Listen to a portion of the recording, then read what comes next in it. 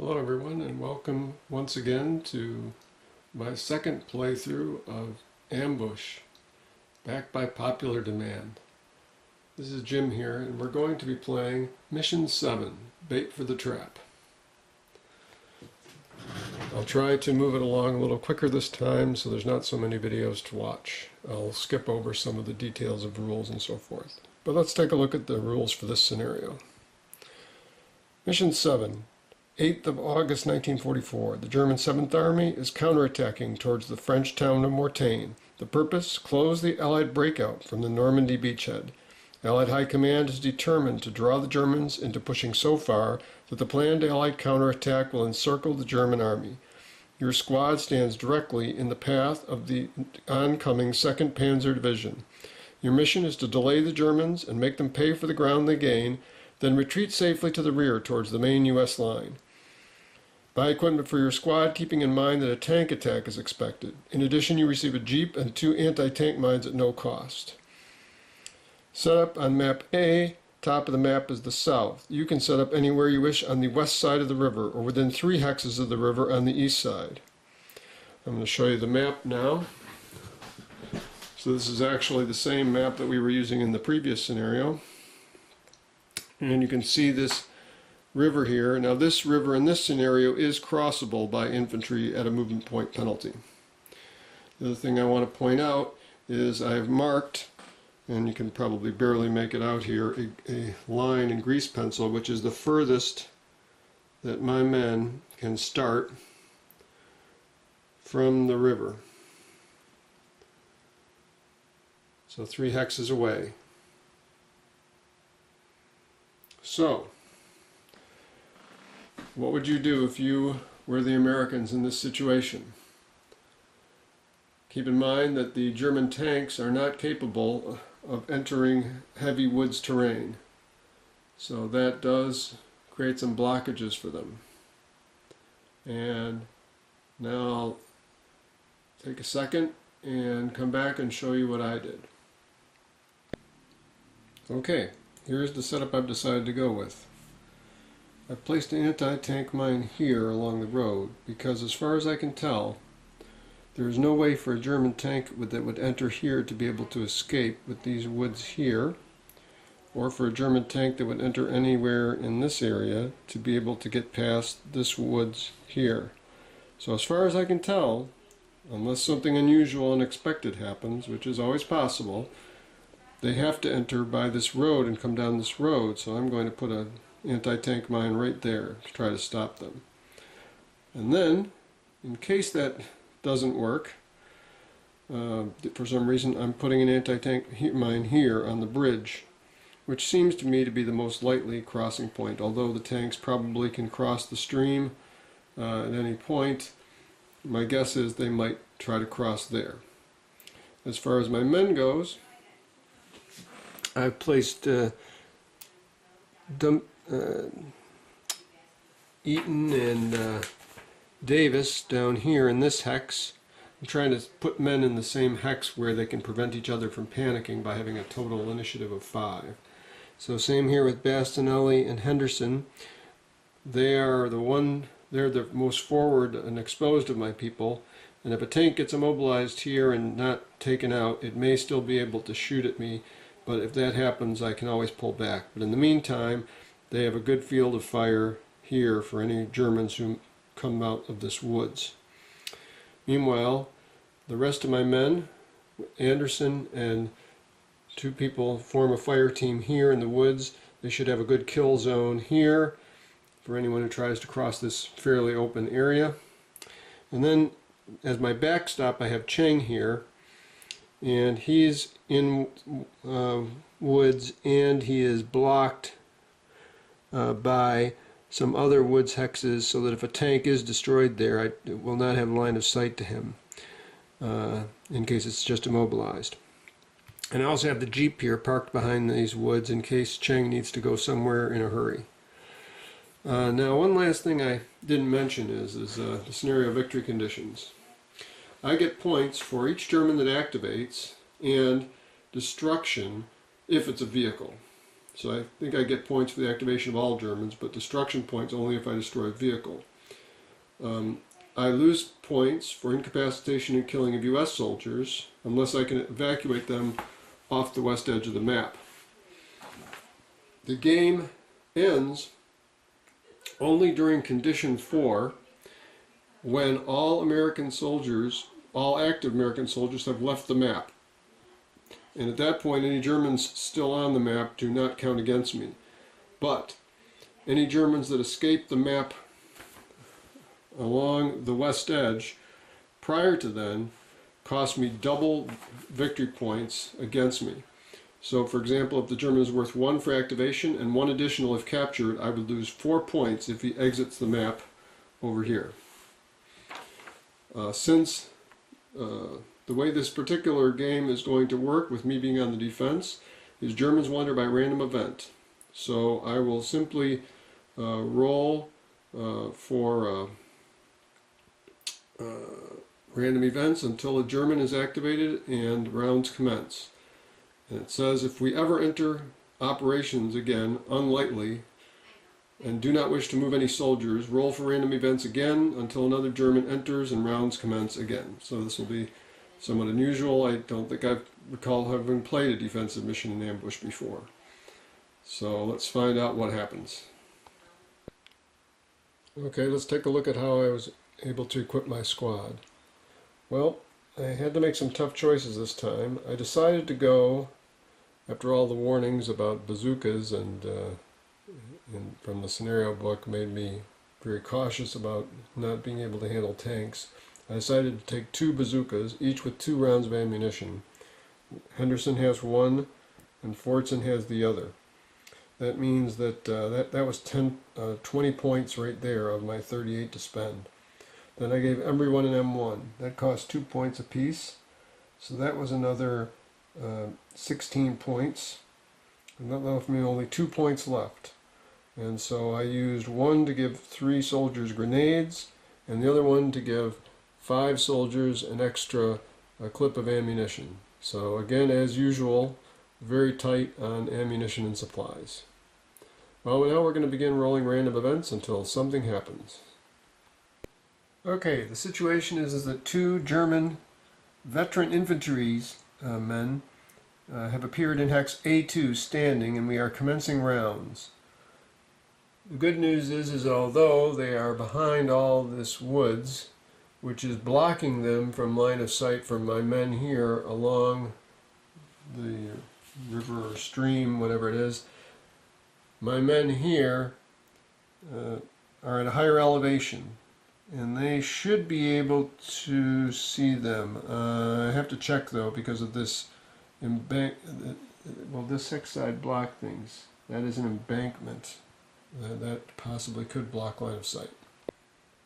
Okay, I verified that in fact this embankment will block the line of sight.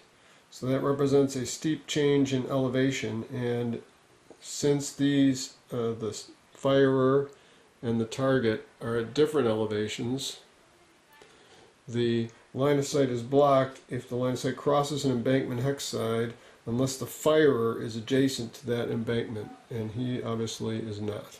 So I have nobody with line of sight to those Germans at this point. So we'll see what they're going to do. First we'll roll to see who will have the advantage in rounds. And it's a 1 for the Germans and a 0 for the US. Well, the good news is I did notice that one of my soldiers actually does have a line of sight on the Germans, and that would be Cheng over here, because he does not have an embankment hex side between him and the Germans. This forest here is at a lower elevation, and it does not block line of sight, and neither does this forest here. He would have to be directly behind it to have the line of sight blocked. So he'll be the only one who gets to roll to see if he becomes aware of the Germans this round.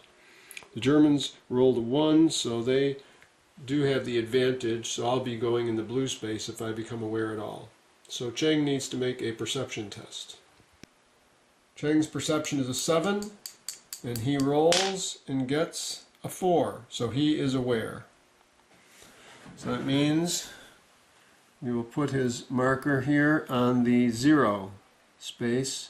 So he will be getting 2 actions, although he will be acting after German M. Okay, so M is now going to act first. So we'll mark off his action. And on his first turn, he will use 868. And 868 says, move as fast as possible, fall prone at the end of the move if free stance change available and active U.S. soldier in sight. So we look up his movement and let's see where he goes. Okay, having looked up the different hexes he's moving through, he moves to here, then here, and then to here. And at the end of his movement, he does not have any U.S. soldiers in sight, so he does not fall prone. Now we'll take a look at Cheng. Cheng will take his movement, and what he's going to do, since he has the option, he can see German S. So he's going to open fire on German S. Also, I'm going to have him take a free stance change, so he's going to fall prone, so if the Germans shoot back, he'll be a harder target. So now, let's take a look. Cheng has a weapon skill of +2. So what's the range? Count it out here. 1, 2, 3, 4, 5, 6, 7, 8, 9, 10, 11, 12, 13, 14, 15, 16, 17. 17 hexes away with a semi-automatic rifle. That is unfortunately long range. So he starts with a base number of 3. +2 for his weapon skill makes it a 5. His target is standing in cover, which gives it a 0. So my target number is a 5. First we roll for weapon jam. 43, it does not jam. Now we roll 0 through 5, or I could take 2 snapshots at a 0 through 3. But then I run more risk of running out of ammunition. So 2 shots. Well, so that's 60% on a 0 through 5, or 80% if I roll 2 shots on 0 through 3 effectively. Alright, we're going to take 2 shots. 0 through 3, first shot, a 4. Roll to see if we're out of ammunition, 25% chance. Yes, we are out of ammo, so now he slaps in a spare clip and takes his second shot. A 2. It's a hit. Oh, I actually had to roll for jam on the second shot. Let's roll. Okay. 58, so he did not jam. So the second shot was a hit. We roll for damage. A 6. And we look here, semi-automatic rifle with a 6 is incapacitated. Excellent. And we roll for out of ammunition on the second shot. And it is a 10. So he'll have to reload again. I hope he has 2 clips. Yes, in fact, Cheng does have 2 clips, so he has now expended, he has no spare clips left at this point. We'll mark those 2 off. So, Private Steiner is incapacitated. At this point, German Mueller will act again. So let's see what he'll do. He's starting out in hex C4. Okay, I rolled an action number of 5, and for German M, on a 5 he does 865. 865 says he will move as fast as possible, but if he spots an American, he will fall prone at that point. So he moves from C4 to D4, and at that point he can see several Americans, so he will fall prone. It's now Cheng's turn to act again, and he will fire on German Mueller. So he's not going to try any more snapshots because he can't afford to run out of ammo.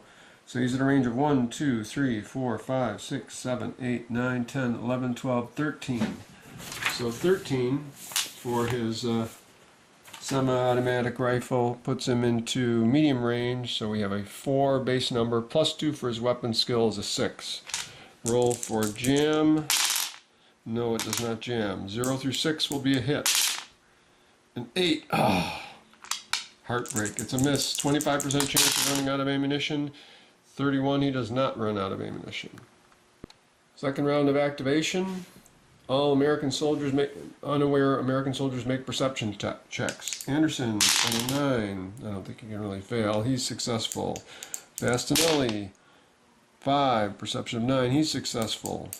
Davis is already aware. Cheng, perception of 2. Cheng is not aware. Eaton is aware with his perception of 6. So far only Davis is not aware. Fortson, perception of 4. He is aware. Gopher, perception of 1. So Davis and Gopher are not aware. And neither is Henderson. So Davis, Gopher, and Henderson stay unaware. Everyone else is aware and will be able to act. Now we roll for initiative. Black for the Germans. 69. So the Americans have the advantage with a 9. So we are here, here. All these guys are here. Possible panic. None of these guys can do anything. B, F, and E, are they all in command? Yes, they are, because E and D are in the same hex, so their total initiative is equal to a 5. B and H are in the same hex, their total initiative is equal to a 5. So nobody panics. So we get to act first. Unfortunately, Cheng is not able to act, but the good news is I have quite a few men who can now see M lying prone there in the woods. Oh, an interesting point is I didn't take into account his cover would have been a little harder to hit him than I thought last round when Cheng was shooting at him. Anyways, let's start out with F because he's in close. He's at a range of 1, 2, 3, 4, 5, 6, 7. So 7. F has got a weapon skill of +2. So range 7 with his rifle is medium, so that's 4. +2 is a 6. We are shooting at a prone target in the woods. Soldier prone in woods, -4. Ouch. So 6 minus 4 is a 2. 0 through 2 to hit. Rolls for jam, no. 0 through 2 to hit. Oh, he misses. Roll for out of ammo for Fortson. He's not out of ammo. Okay, so that's him. Now we have Eaton and Bassinelli. Eaton doesn't. He's not going to have line of sight because of the ridge or the embankment there, and neither will Bastinelli. So neither of them can shoot. The question is, do we want them to take some other action? Alright, I've decided not to have either of them take an action, so they will go to down to here as well. Now, one thing I forgot to do is place M for his initiative, so let me do that. Okay, Mueller ended up in the disadvantage 1 turn space, so all of my men can still act before he acts. So let's have Fortson take another shot. He had a medium range 4, 5, 6, -4 for the woods, so it's 0 through 2 to hit. Rolling for jam, he does not. Rolling to try to hit, he does not. Rolling to see if he runs out of ammo, he does not. So that was Fortson's shot. Then we have,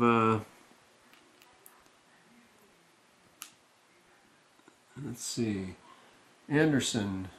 Now, Anderson does not have line of sight from where he's at. Well, that's a real shame. So, what shall he do? I could move him up 1. Oh, by the way, I think we'll have Fortson fall prone after firing. I could give Fortson another shot at this point with Anderson. or I could have Anderson move up one, or he could make this guy aware. That probably, well, G is a kind of a terrible shot. So we'll have Anderson give Fortson another shot rather than moving up. Well, yeah, I guess that'll work. So that'll be what happens. Fortson gets another shot. He then takes it. So rolls for jamming. He does not. Rolling to hit. 0 through 2. A 0. A hit. Excellent. Rolls to see if he's going to be out of ammo. 0, 0. I think that means he's out of ammo. I gotta check on that one. Yes, unfortunately 0, 0 is a 0. You can't roll 100 in this game. So he expends a clip of ammunition, so he has no more spare clips left. But he did hit. So we roll to see what he managed to do to Mueller. And it's a 4. And looking here on the semi-automatic rifle with a 4 is wound. So he has wounded Mueller. So with a wound, Mueller immediately falls prone if he wasn't already, and also loses his action for the round. So now that leaves me with Cheng, Bastinelli, and Eaton. So Cheng may as well take another shot. So from his range, he's got a 6, plus 2 isn't, well actually at the range he's at, he starts out with long range 3, plus 2 is a 5, minus 4 is a 1, so on 0 through 1 he can hit. Not very good odds. But he will shoot. Does he jam? No. 0 through 1 to hit. 20% chance. He fails. Out of ammo? Oh, yes, he's out of ammo, and that means he has no spare ammo left. So we have to mark his gun as unloaded. So we'll give him an unloaded rifle marker. There we go. So unfortunately his rifle is now, well, not actually jammed, but unloaded. Okay, I've marked Cheng as out of ammunition, and I've put a rifle marker under him to remind me not to shoot with him. Bastinelli and Eaton are not going to do anything on their turn, so they'll just move down here. Now, so one of the problems with being wounded is you cannot get 2 turn rounds, even if you would normally get them, so that'll put that German at a disadvantage. Plus he's getting, I think, a -2 to fire from now on. So we move on to round 3. And on round 3, all unaware Americans immediately become aware. So now all the Americans will have the opportunity to act. And we need to roll for a random event, which I forgot to do last round, so I'll have to check up on that. Okay, well that was interesting, because we had a random event and something occurred, so I've had to rewind a little bit. What happened is that 3 more German infantry appeared here, standing. And so therefore, Bastinelli and Eaton will not just want to be skipping past their turn as they have been, but instead will probably want to do something. Because, and we need to put the Germans on, they had rolled a 6, so they were in the disadvantaged side, so here's one of them, and these 2 with a 6 ended up here. So Bastinelli and Eaton can act first, and the question is, do they have line of sight from those Germans? And I believe they do. They are at a higher altitude, we're not crossing any embankments, or they're at a higher elevation, so they can see all those Germans. Well, actually just Bastinelli, because Henderson was unaware. And actually, yes, all unaware soldiers got to make a check. And Eaton down here also has line of sight to those Germans. So we're going to open fire last round with those guys. So it'll be Bastinelli and Eaton firing. Let's have Bastinelli fire first. And it looks like German R is going to be the first one to act, so it seems like he would be the ideal target for me to shoot at. So, Bastianelli at a range of 1, 2, 3, 4, 5, 6, 7, 8, 9, 10. They're standing in cover here. So a range of 10, semi-automatic rifle with a 10 starts out at a range of, with a medium range number of 4. Bastianelli gets a +2, so that makes a 6. And we are standing in cover, which is a 0. So Bastianelli needs a 0 through 6 to hit. And I think I won't do the snap firing because I'm already starting to have guys running out of ammo on this mission. So he'll do a regular shot. Does he jam? No, he does not. 70 some. 0 through 6 to hit. A 0, he hits. And does he run out of ammunition? 25%. No, he doesn't. We roll for what he does with his hit, and it is a 3, which is a wound. So bam, we wounded German R. I'll just, well, he's wounded and prone. Okay, so there's R. I'll just move him out of this hex so that we can keep track for a minute. So R now wounded and prone, and R loses his entire turn. So, whoops, sorry. And now it's Eaton's turn to fire. And he'll shoot at, let's see. We want to one of the guys, R, has a machine pistol, so actually probably he wasn't the most important one to kill, but let's shoot at L, who has a bolt-action rifle. Eaton has a +2 weapon skill as well. So it's the same thing. He needs a 6 to hit. Rolls for weapon jam. 0, 3. Oh God, his weapon jams. So we need a jammed M1 marker for him. Rats. Eaton. Okay, so his weapon jams. I think that means he does not get to fire, but I'm going to check. Yes, that is correct. He does not get to fire. Now, we are eligible to act again, so Eaton will attempt to clear his jammed weapon. And the way he does that, actually, might have even had a worse chance to hit. I just noticed how far away he is.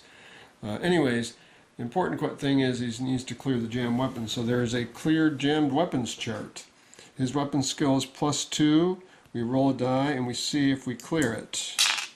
And we get a 7. So +2, 7, C, cleared.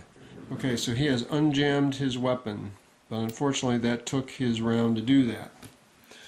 Now Bastianelli will fire. And he's going to fire on German L. So it is a 0 through 6 to hit. He rolls for jamming. 0, 6. Oh, he just misses jamming. He had a 5% chance. And now we roll to see if he can hit 0 through 6. A 6. It's a hit. Rolls to see if he's out of ammo. No, he's not. Roll to see how good the hit is. And it's a 3. Wounded. So L is also wounded. Excellent. So he will not get an action this round. So I'm going to move him off to the side now. But we know he's really in that hex with U. He is wounded and he is prone. So L will not get his action, and therefore we only have U. So U is in hex A9. On his first turn he will use 868 according to his card. And 868 says what?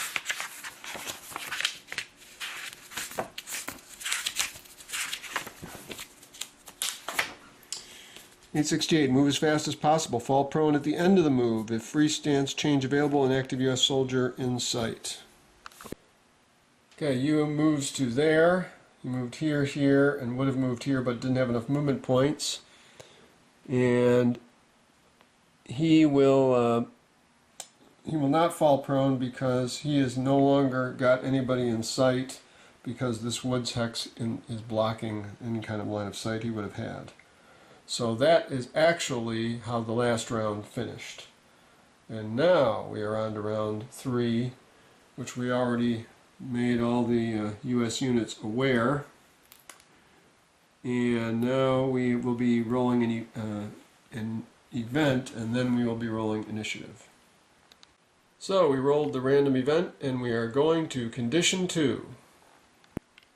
And condition 2 is triggered because both of these 2 sightings had occurred, and that was what caused us to go to condition 2 in that case. Otherwise, I think whichever one hadn't occurred would have occurred. So we're now rolling for initiative. Germans get a 1, Americans get an 8. So let's line things up over here. Americans on 8, and Germans on 1.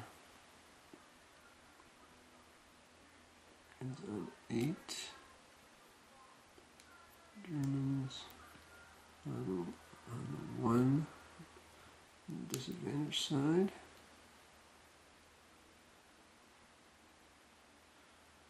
I don't think they panic. Let's see what happens there. I didn't think the Germans ever panicked. We're on the 8, which is here and here. H, possible panic, but he's stacked with Basinelli, so no problem there. Okay, hang on. We'll check and see if the Germans panic. And the results, a German soldier can panic, not if he ends up on a red number, but if he ends up in this red row. So only the worst, the Germans with the least initiative can panic, as R just did. The result is he does nothing this round. At the end of the round, he falls prone if he is not already prone. In his case, he is already prone, so he just won't do anything this round.